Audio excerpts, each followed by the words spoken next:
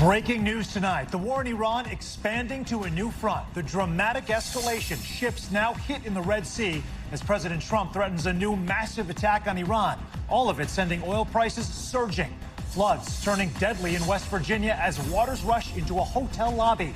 Trees blocking roads. The National Guard rescuing trapped residents. Now new aerial video of the damage left behind from dangerous twisters. Breaking right now, the random stabbing attacks just outside of New York City's Central Park. The attacker yelling, Allahu Akbar. What we're learning. Just in, health officials investigating a new outbreak of that stomach illness parasite. Plus, with questions looming over a possible link to lettuce, popular fast casual spots are taking a hit. Highway heroes, a car flying off an overpass, and the group of people jumping in, using anything they could to help those inside escape. Sneaker theft ring bust. The influencer indicted, accused of participating in a multi-million-dollar scheme to steal Nike shoes. And marine life marvel, the never-before-seen video capturing orcas obliterating their prey. We're going to speak with an expert about what's behind the bizarre hunting game. Plus, the peptide showdown. Is the FDA on track to loosen restrictions on the controversial injections? Top story starts right now.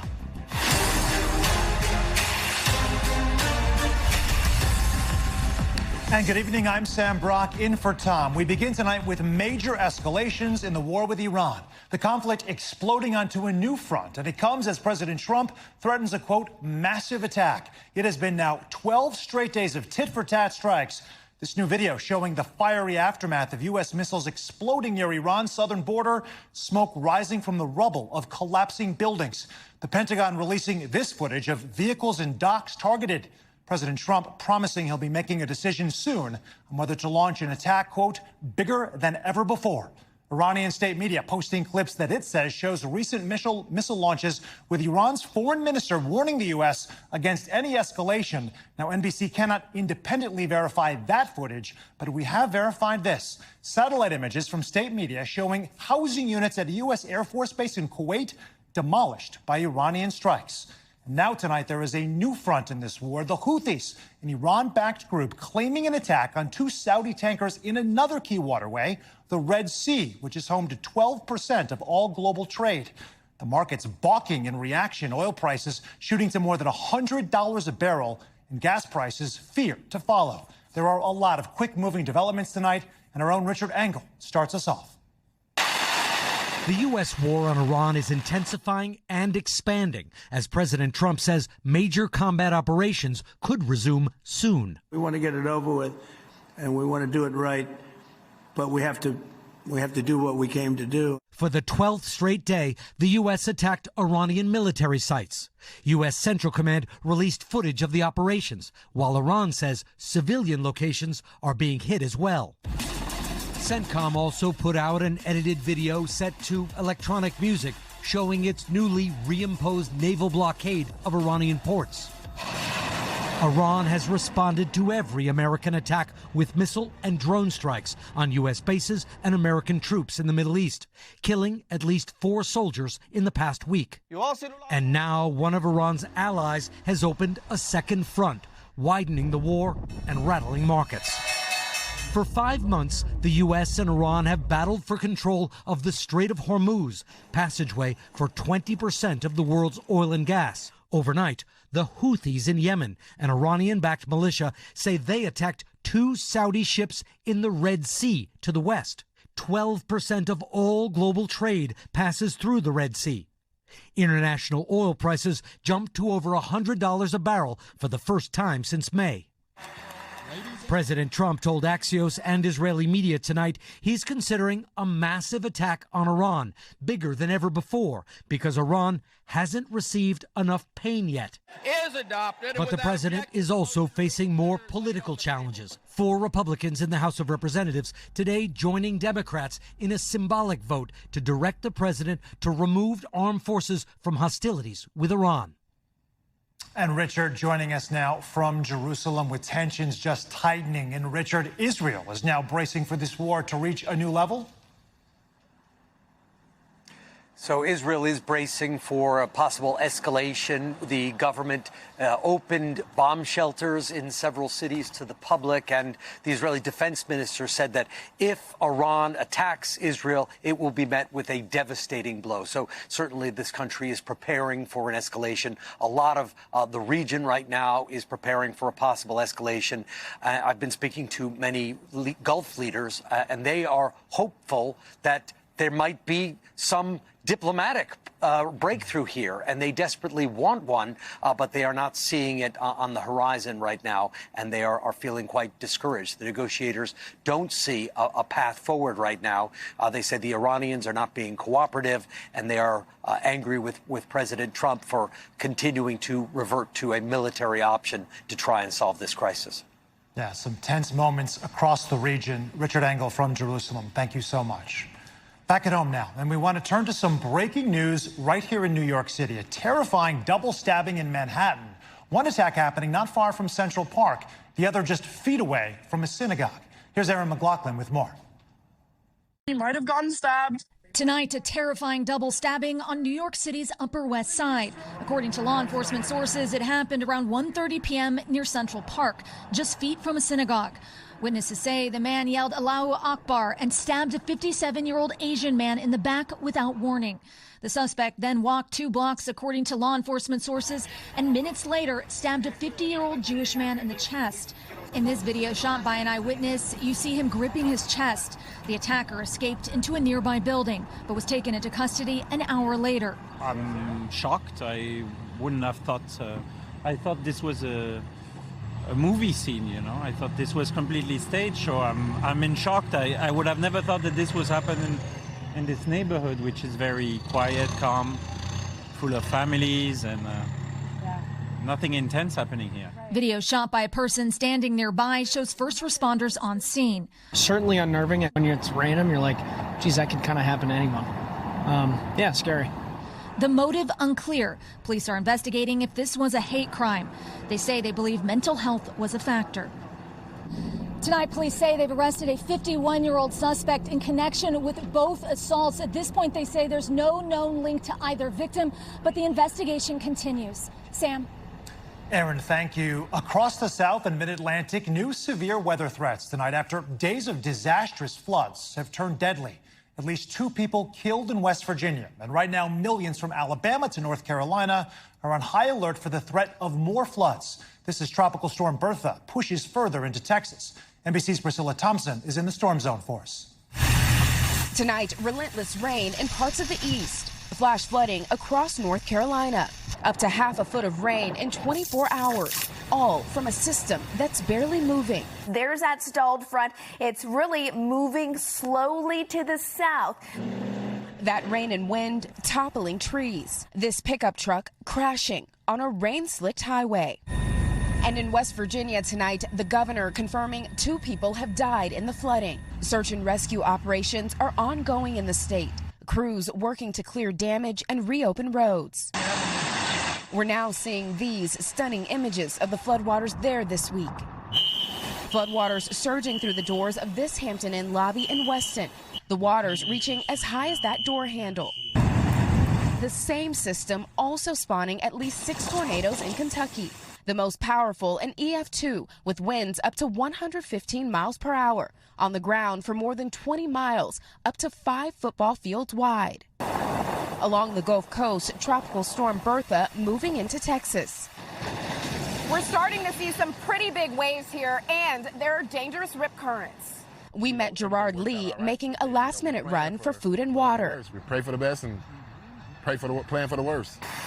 Fortunately, Bertha's impact far from a worst-case scenario. Well, that at least is good to hear. Priscilla Thompson joining us now from Galveston, Texas. Priscilla, that tropical storm warning is still in effect. We can see it's raining where you are, but conditions are expected to improve? Yeah, Sam, the rain coming down, the wind has also picked up here. We're expecting up to 30-mile-per-hour gusts tonight, and that tropical storm warning does remain in effect for now, but it is expected to expire later tonight as this storm continues to move farther. We'll tell you that here on this beach in Galveston, there are red flag warnings that remain in effect as conditions here are expected to remain dangerous tonight. Sam? All right, blustery for now. Priscilla, thank you so much. Next tonight, we have some new details to share in the fatal shooting at the hands of police of a man in Madison, Wisconsin. Authorities say that he pulled out a knife as officers were struggling to arrest him. The shooting now sparking protests. NBC's Shaquille Brewster is there for us. And Shaq, there is a memorial there tonight as we speak right now going on behind you. That's right, Sam. You may hear some applause behind me. There this moment of silence, people coming with flowers, with candles. It's an emotional event that's taking place right here. And it's a scene that we've seen throughout the day at this intersection. Let me show you something on this end, Sam. You see back there with those garbage trucks, there's some garbage cans that are blocking off the street. This intersection is closed off on all four sides. Some members of the community saying that they hope it stays this way for the remaining future, all as we're learning and seeing new images about what took place at this intersection just yesterday. New video capturing the deadly confrontation between Madison, Wisconsin police and Corey Ruiz. Captured on camera in Madison, Wisconsin.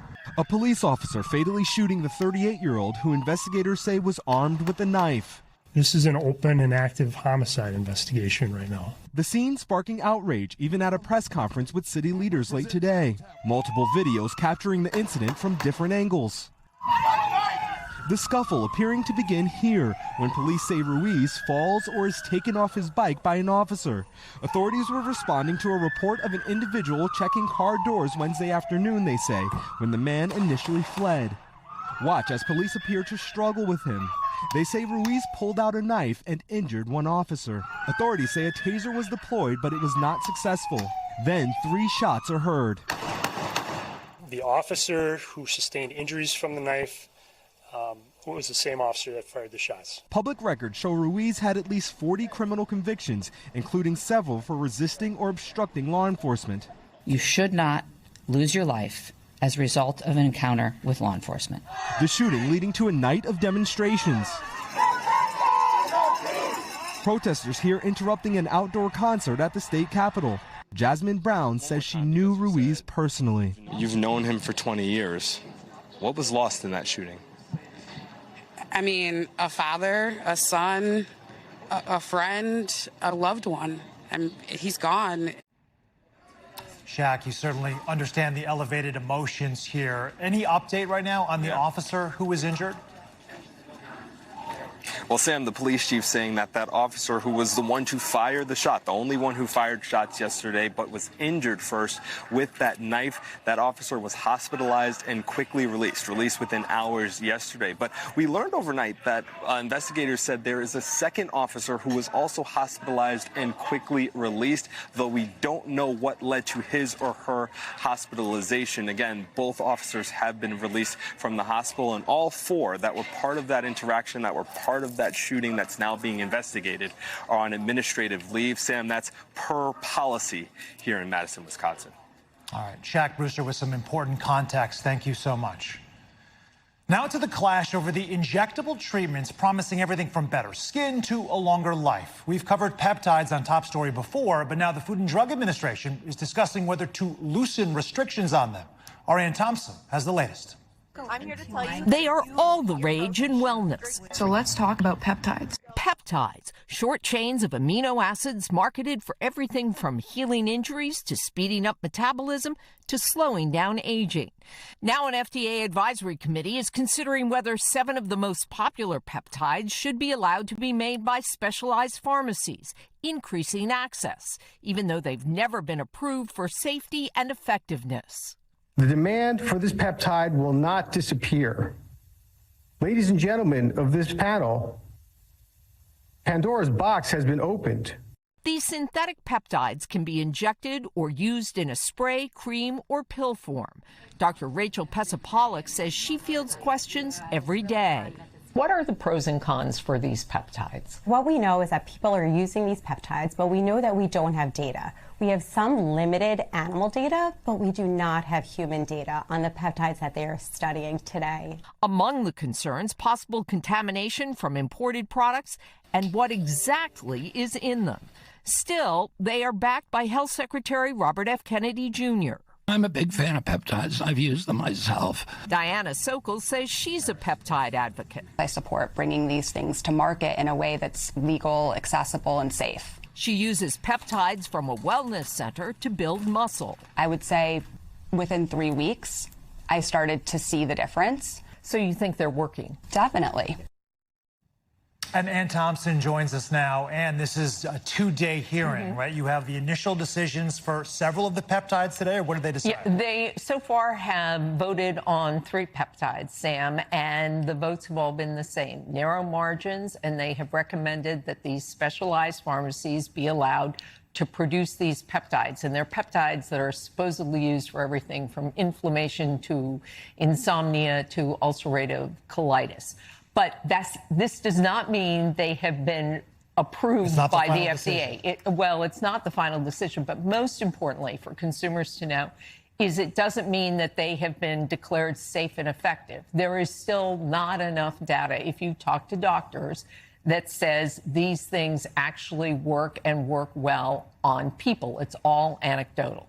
Now, the FDA, so this panel will now make their recommendations over the next 2 days, and then it will go to the full FDA.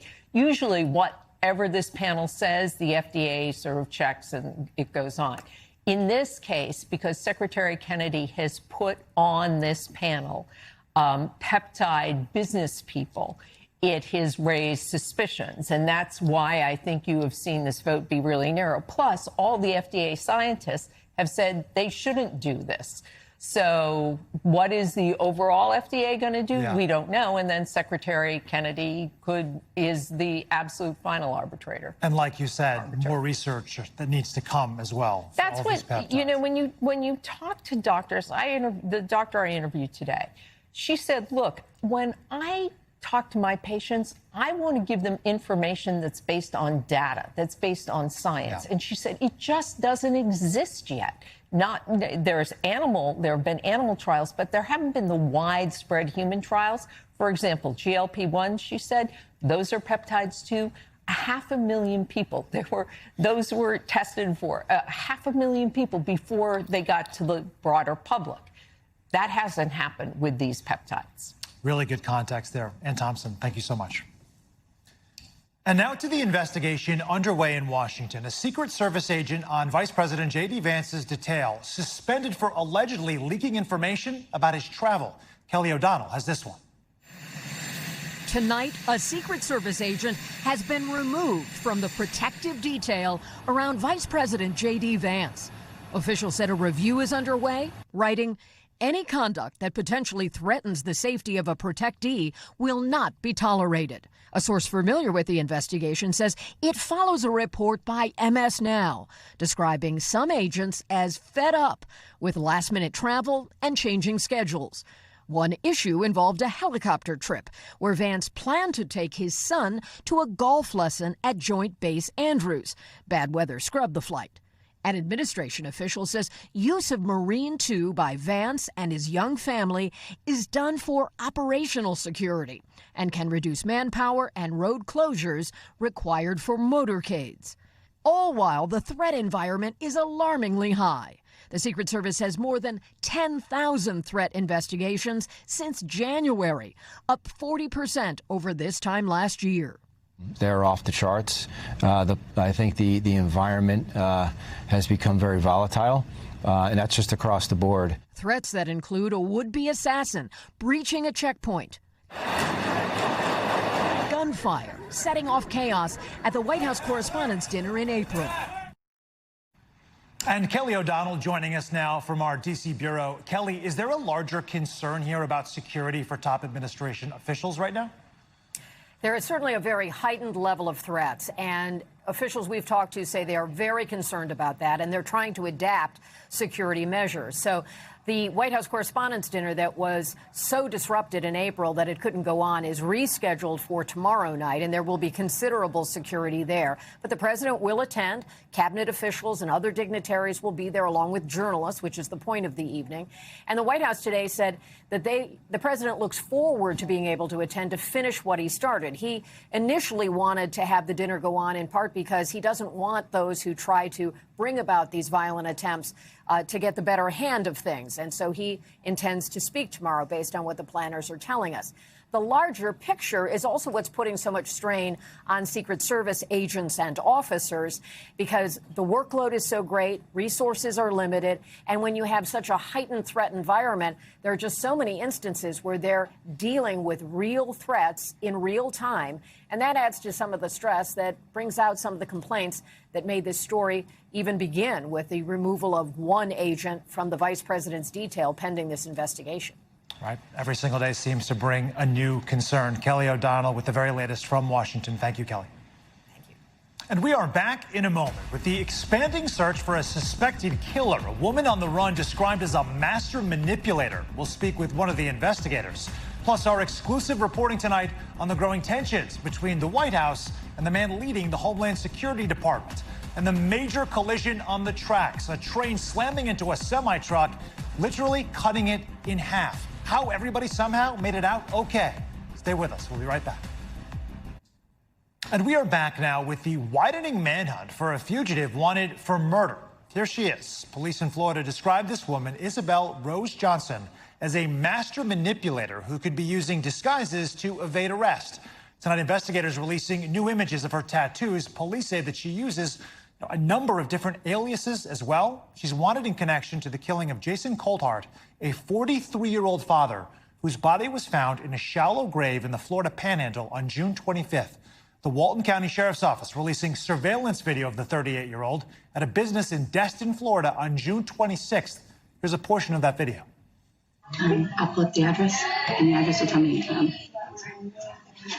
just trying to get back to my house. Authorities have increased the reward now to $16,000 for any information leading to Johnson's arrest. And with that, we want to bring in Chief Deputy Dustin Cosin from the Walton County Sheriff's Office, who's been working on this case. Chief Deputy, we appreciate your time tonight. We know of at least 3 states, right, where Johnson has been tracked so far. Are we any closer today to having any inkling as to where she is? Absolutely. Every day as we get more tips in, and our investigative team is really putting forth nothing but constant effort to try to bring Isabel Rose Johnson back here to Walton County to justice. And every single day we get more tips, and every single one of those tips leads us just a little bit closer from our entire investigation, but also to, again, finding exactly where she is. Chief Deputy, can you sort of spell that out a little bit more for us? You mentioned the tips that you're getting in, I'm sure a sea of them. How does that help you specifically to gain any sort of track on where she might be? Well, in this case, it's unique because we've come to learn that Isabel has a very loose lifestyle from a standpoint of bouncing around from place to place. She has multiple ties, not only just in Florida, but Alabama and Georgia. And so as we start to put some of the pieces of the puzzle together with the people that have been involved, it gives us a little bit more of information of what we can use from an investigative standpoint to really identify where she's been and possibly where she's going to be making her next move. And so our focus now is on putting everything together. Again, we shifted our investigation from collection of evidence to now really focus the efforts on identifying exactly where she's at and where she's been, because anybody that has been helping her has the potential of being arrested and being charged, just like the 5 other individuals that we've arrested already for this case have. As long as you bring it up, let's go there next then. 5 other people have already been charged. What specifically were they doing to aid Isabel in her escape through these various states? A lot of it was a combination of things. Some providing of money, providing of phones, just providing that assistance after they were notified. And sometimes, some of them, even after we conducted an interview with them, they lied to us, and then they provided resources and support to her, getting her throughout different counties and ultimately helping her evade an arrest. Some of the people, again, have provided a little bit more assistance, and we have some that are still kind of on our radar of what we're looking forward to in the future of potentially charging as well. The line is obstruction of justice, and that providing that support, that's what we call an accessory after that, because they're helping her further in the furtherance of the crime, so to speak. So anybody that's helping her in any type of way, we're going to make sure that we do everything we can to put them in jail, just like she will be ultimately when it comes down to it. So it's this whole network of people, it sounds like, that have enabled Isabel to get to as far as she has so far. Can you also sort of describe, you said a master manipulator. Is that disguising of her face? Is that actually how Isabel is speaking to people that encounter her? Like, in what way, in what part of her personality has she become a master manipulator? It's a combination of both. As you can tell from the pictures and even some of the video that we've released, that her face looks different in every picture. Whether it's a change of a hairstyle, we believe that she may have dyed her hair, cut it shorter on the side, wearing a ball cap. But part of the manipulation, too, is what she's done in the past. As you can tell from that video there in the tattoo place in Destin, Florida, she concocted the story that she was a victim of domestic violence and just needed a ride to get back to her home, that she was, on the run. She was on the run from law enforcement. That was, right after we had spoken to some of the people that have been arrested for this. And so she comes up with these stories really to get some sort of assistance from people, from the public, but also her connections that she has, I hate to say in the community, but around the area, and ultimately is what we believe is progressing her ability to continue to evade us and evade law enforcement as a whole. Mr. Kosin, I think a lot of people are very interested in why there would be a motivation to kill a 43-year-old father. What more can you tell our audience about that? Well, we know that their relationship was a kind of a combination of a friendship and possibly a romantic relationship. There's some speculation around, but we know that they both were involved in some drug use and some of those circles that they all ran in. In fact, the residence where Jason Colthart was buried was a place that Isabel lived at for a short amount of time. And some of the characters that are there, quite frankly, are not the most upstanding citizens. And so in those circles, you can expect drug use. Again, that relationship is really romantic, sexual, but also we don't exactly know the why. That's what we want to focus on when we get her, when we bring her back to Walton County, is finding out the why, because that also helps bring some closure to Jason's family. It really puts that final piece of the puzzle back together so we can have a clear understanding of what happened. For sure. A tragedy for his family, and the search for Isabel continues. Chief Deputy Dustin Kosin, thank you so much for your time tonight. Well, still to come on this program, the heroic highway rescue. Bystanders rushing in to save several people after their car flew off of an overpass on the highway. Plus, the massive egg recall that's impacting cartons across multiple states. What you need to know. But first, top stories, top moment, and the emotional first meeting for one grandpa and his grandson. Shelby flew from North Carolina with her son to surprise her dad, Michael, who has Parkinson's and wasn't able to make the journey from California. Take a look. It took a minute.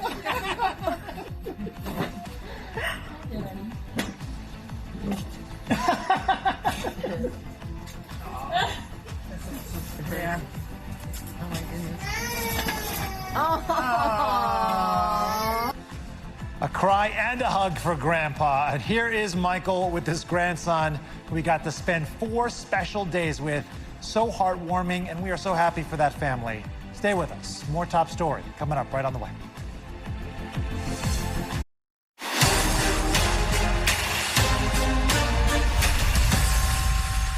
And we're back now with new exclusive NBC News reporting about the growing tension between President Trump and newly appointed Department of Homeland Security Secretary Markwayne Mullin. Gabe Gutierrez is on the team behind this reporting. He joins us now from the White House. Gabe, good to see you. This is all related to the response to those 2 ICE shootings involving vehicle stops in recent weeks. What more are you learning? Oh, hi there, Sam. Well, that's part of it. Look, according to a senior administration official and also a senior DHS official, there have been growing tensions with Markwayne Mullin and some in the administration. And yes, part of it is related to that those 2 ICE involved shootings. That last week, you'll remember that Markwayne Mullin, he issued an internal directive for ICE to pause traffic stops while there was a review of training. Well, just the very next day, in a social media post, President Trump abruptly reversed that policy. And I spoke with one senior administration official who called that 100% a bad move on the part of Mullin, that he didn't run that by the White House. So Mullin was seen as very low drama compared to his predecessor, Kristi Noem. Mullin has been on the job here about 4 months. And in addition to that instance, there was another instance last month where he did an interview on CNN where he misspoke when he seemed to suggest, after a Supreme Court ruling, that some 350,000 immigrants from Haiti and Syria could be eligible to reapply for legal status when, in fact, they weren't. That apparently annoyed some in the administration, according to one of the officials, Sam. Okay, so some possible communication breakdowns there. Gabe, what else are you learning about concern regarding the president's pick to lead ICE? Well, certainly, look, that's Lance Schroyer. One of the officials says that there is some concern with that pick to be the permanent ICE director. Now, Schroyer was nominated by the president, but the Senate has yet to take up his confirmation. We hear from sources that he's been at DHS headquarters this week preparing for that nomination, but a senior DHS official says that there is some concern that because he's from a local law enforcement background, or at least a highway patrol back in Oklahoma, he's seen as Mullen's guy internally, but he doesn't really have a federal law enforcement or a federal immigration enforcement background. So there is some concern that he might not be fully versed in all that policy to be able to go through confirmation. Still, however, publicly, Markwayne Mullin has sought to downplay any friction with the White House. He says that he and the administration are on the same page. He said last week during a news conference that I was at that he was texting with President Trump that morning. And a DHS spokesperson says that, yes, Mullin and the White House are on the same page, and any suggestion otherwise is an attempt to sow disunity and chaos. So, again, there's some within the administration trying to downplay this. But as for the ICE nomination, Lance Schroyer, one source did tell me that it is Tom Homan, the border czar, and others in the administration who weren't particularly thrilled at him. Again, Homan publicly, though, has vouched for Mullin, saying he's doing a, quote, good job. All right, Gabe Gutierrez with some original reporting for us tonight. Gabe, thank you so much. Now to Top Stories news feed, and we start with a Minnesota man sentenced to life in prison over the killing of a top Democratic state lawmaker and her husband. Vance Belter pleading guilty to stalking and killing the couple, as well as critically wounding a state senator and his wife in crimes that shock the country. The judge handing down the sentence today, almost a year after those violent attacks. A new security camera video out of Michigan of a driver lucky to be alive. A train plowed right through a semi-truck that got stuck on the tracks. This happened near Zeeland Township, that's not far from Grand Rapids. Authorities telling local stations that the driver got out of the truck before the moment of impact. You might say good foresight there. And thankfully, nobody was injured. That crash is now under investigation.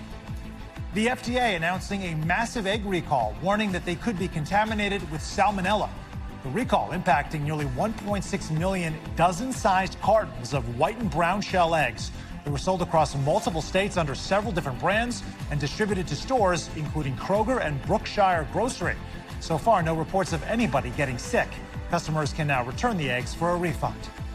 And wild video from California, because who doesn't need a good black bear video breaking into an office building? You can see it all unfold here.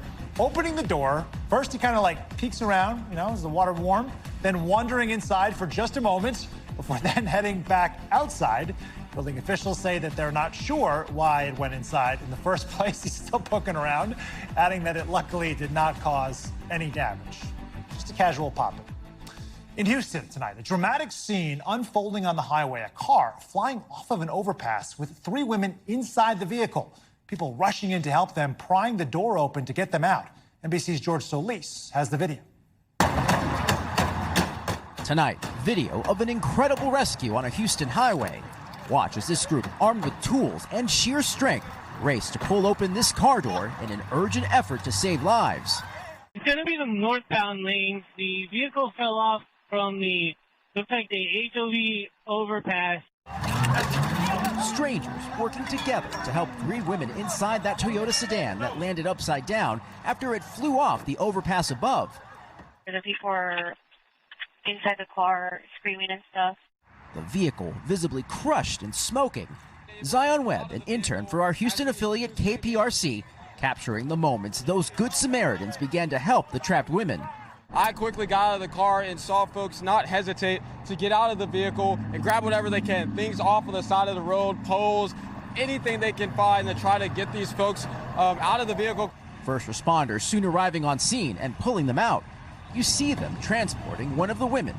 Houston police say the vehicle was in a carpool lane when it went through that barrier. You can see a chunk of concrete is missing. The cause of the crash, however, is under investigation. The 3 taken to the hospital as a precaution. Drivers going the extra mile to help those in need. George Solis, NBC News. The extra mile and then some, George. Thank you. Tonight, health officials are investigating a new outbreak of the parasite that has been sickening people across the country. The FDA says that this one involves 72 people, but they have not said where the outbreak is happening and have not identified the source. And as confusion grows about what is safe to eat and what's not, some are swearing off fruits and vegetables altogether. NBC's Ali Canal explains how it's impacting popular lunch spots. I don't want it. There will be no lettuce for me. Today, confusion over the source of the cyclospora outbreak is leading to a different kind of confusion. What's safe to eat? Are we all going to get that diarrhea parasite? I want my salad, please. Health officials say they're making progress. We do have the outbreak under control. But many of the details remain unclear. The FDA says Taylor Farms remains under investigation, even after ruling out an earlier positive test. All of that leading to lots of unanswered questions and some consumers leaving lettuce behind. Is anyone else boycotting lettuce like it's the plague? Crisis communication expert Molly McPherson says the unknown is part of the problem. There's still a lot that we don't know. Is uncertainty, in a way, its own biggest hurdle for a lot of these brands and companies to navigate? The science is confusing, the regulation is confusing. So much about this case really rests on the confusion of it all. The result? Consumers putting their money where their mouth is, or isn't. We were doing about 150 to 200 people a day. And then, as of last Saturday, we dropped down to about 10 a day. Local businesses feeling the pinch. It's just a big hit. And we're really not protected against other things like this. And chains like Chipotle, Chopped, and Cava have seen foot traffic fall, with visits down as much as 24% last Saturday compared to their typical Saturday traffic from January through July. Taco Bell saw the biggest drop, with visits down nearly 30% using that same comparison. The easiest thing for a consumer to do is just not eat it. In a statement last week, Taco Bell said it removed all Taylor Farms lettuce from its restaurants nationwide. And on Tuesday, introduced a new $1 lettuce-free stuffed tortilla in an effort to win back customers. While some of the other brands have tried to distance themselves, telling customers on social media and through loyalty apps they don't even serve iceberg lettuce. But that hasn't stopped consumer fears from spreading online. I'm scared to eat a freaking salad. Which makes building trust offline that much more difficult. Nobody wants to be falsely blamed for something if they have nothing to do with it. But the public doesn't care about that. Right now, it's all about reassurance. Every single brand. Ali Canal, NBC News. It is a conundrum. Ali, thank you so much. Coming up, sneaker influencer busted. Multiple people accused in a scheme to steal millions of Nike kicks. How investigators untied, you might say, the alleged plot. Plus the terrifying twister overseas sending cars, yes, vehicles, flying through the air. We're going to show you more of that video right after this.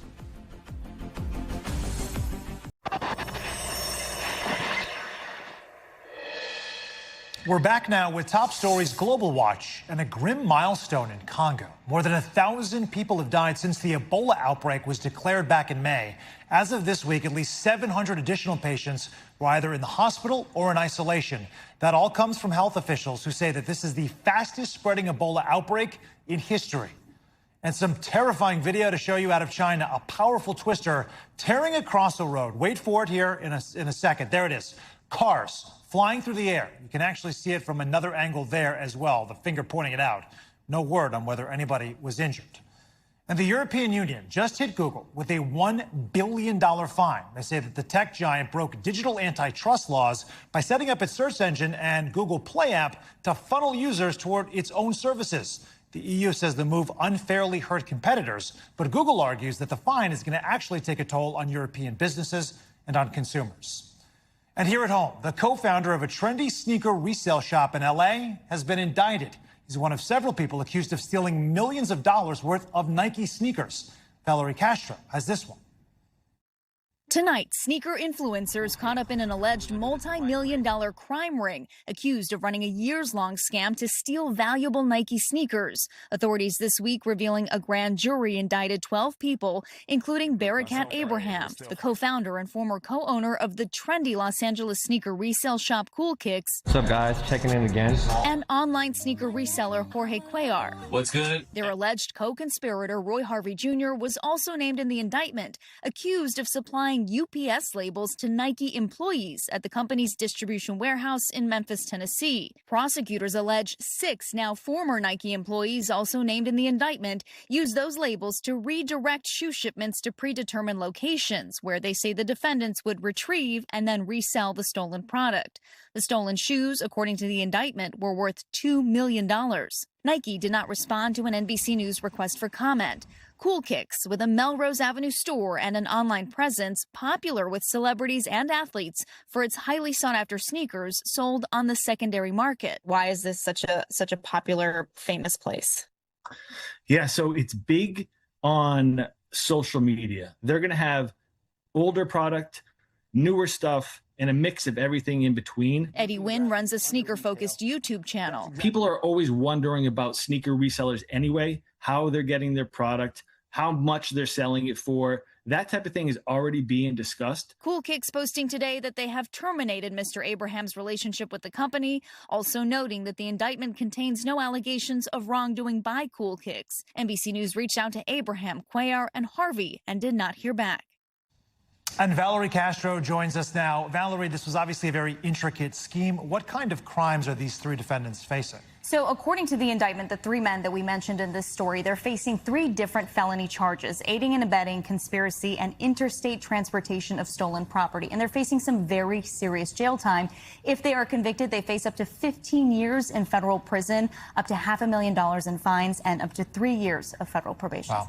Valerie Castro, thank you so much for that. Tonight, when we come back, rare footage of an orca pulverizing its prey. Was it hunting or just having some fun? We're going to hear directly from a biologist straight ahead. Back now with the marine life marvel. Never before seen video capturing the moment 2 orcas are pulverizing their prey. Take a look.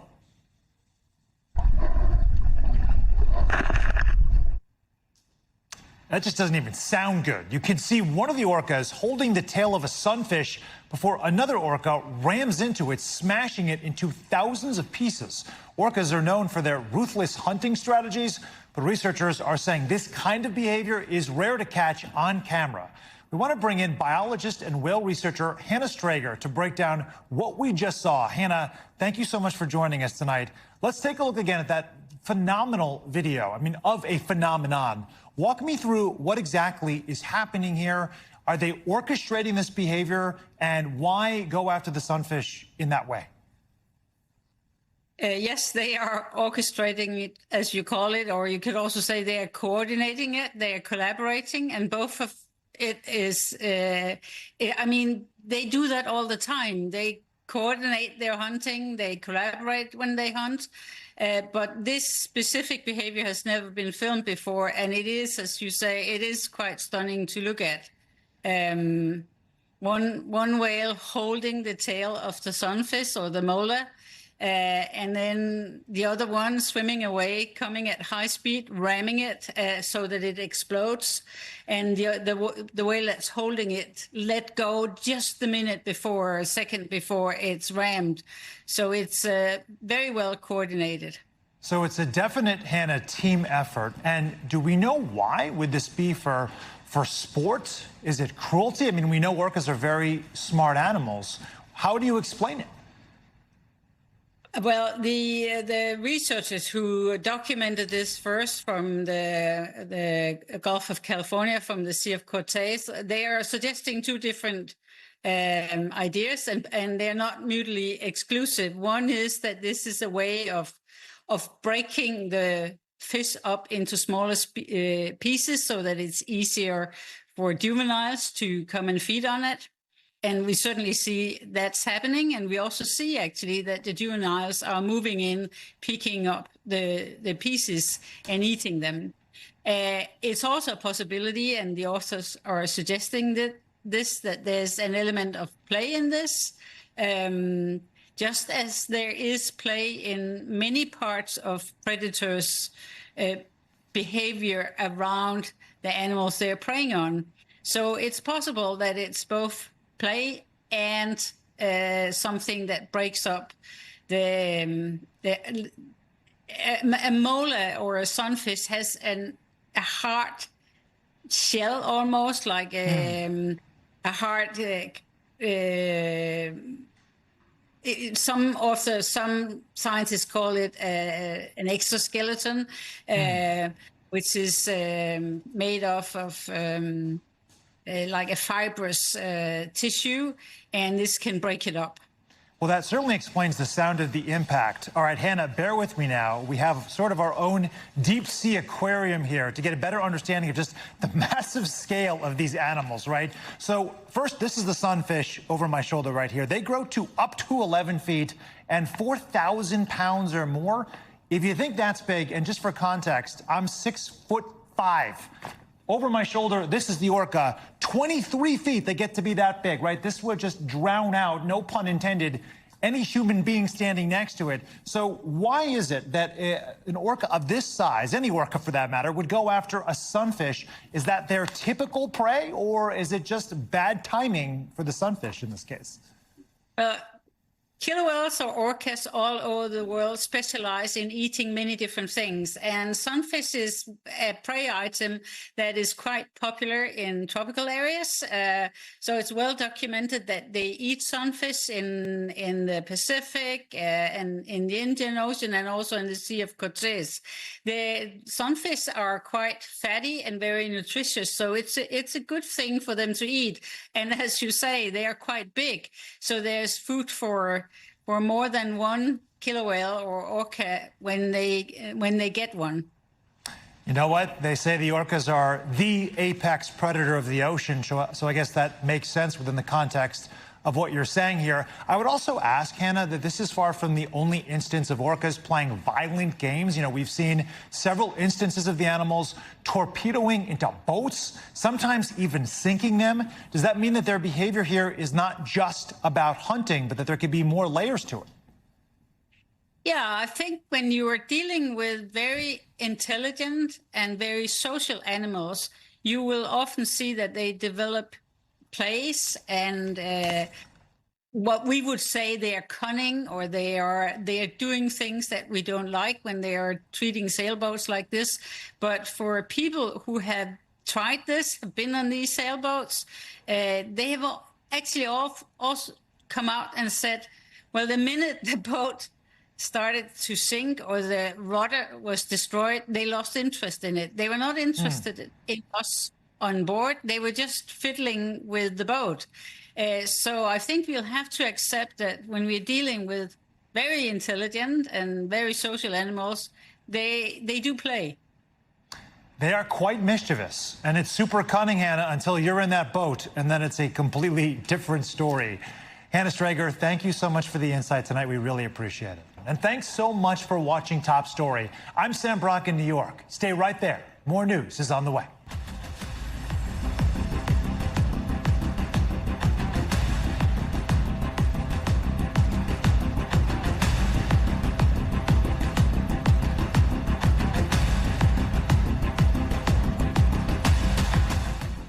We thank you for watching, and remember, stay updated on breaking news and top stories on the NBC News app or watch live on our YouTube channel.